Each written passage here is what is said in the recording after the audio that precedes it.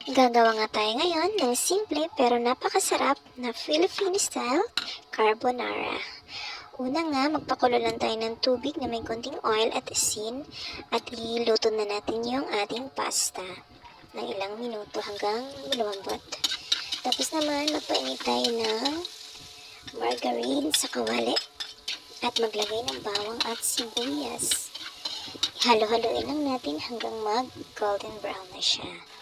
Tapos ay ilagay naman natin ang 1/4 na ham. Nilagay ko lang siya ng maliit para madami tingnan. Siyempre, isa sa nagpapasarap sa ating carbonara is yung ham natin. Kaya, di pwedeng wala talaga yan.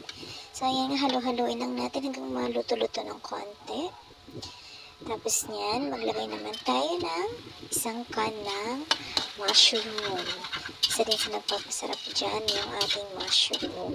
So, haluin lang natin ng tuloy-tuloy hanggang maluto-luto siya ng konti kasama ng ating ham.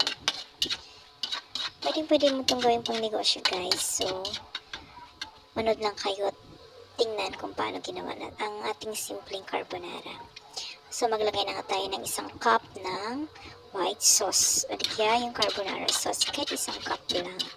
Yung pasta pala na ginamit ko dyan, guys, is 900 grams.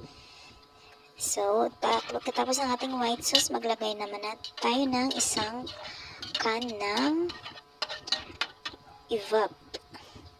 Yan, nagpapakreamy. Isa sa nagpapakreamy ng ating carbonara is yung ating evap.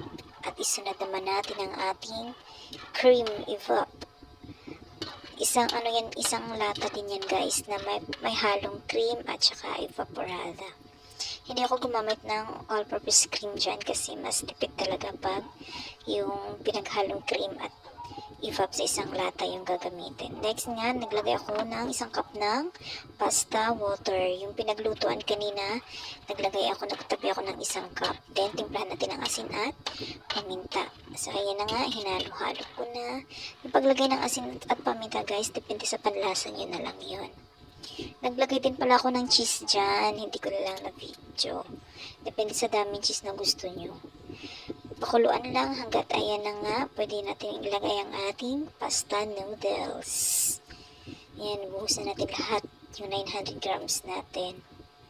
Kasi yung sauce na yan, guys, sa dami ng ating noodles, pasta noodles. Pagkalagay natin, haluin na natin ng dahan-dahan lang para hindi siya malata. Ayan, haluin lang natin, dahan-dahan. Hindi ko pa rin pinatay yung apoy dyan. May apoy pa rin yan, guys. Pero hindi na siya ganoon kalakas. Sakto lang. So, ayan, haluin natin hanggang yung sauce niya is medyo lumapot. Pag medyo lumapot na yung sauce natin, guys, pwede na yan. At pwede mo na rin dagdagan ulit yan ng cheese. Mag-grate cheese ka dyan para mas masarap pa siya. So, ayan na. Pwede na yan, guys.